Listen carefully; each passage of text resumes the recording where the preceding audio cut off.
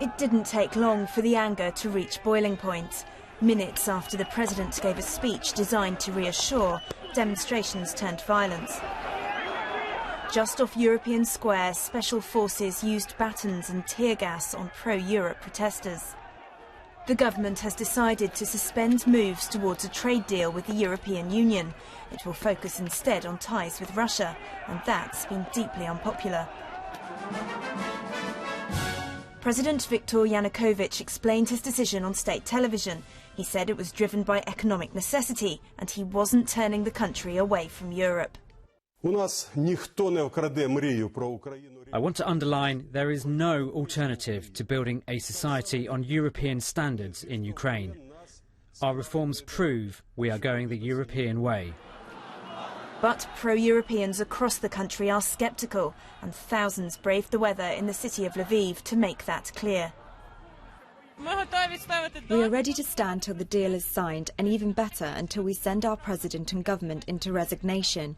I myself plan to go to Kiev on the 28th of November.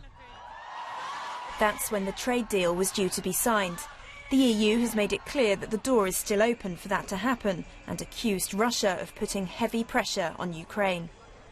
While being aware of the external pressure that Ukraine is experiencing, we believe that short-term considerations should not override the long-term benefits that this partnership would bring.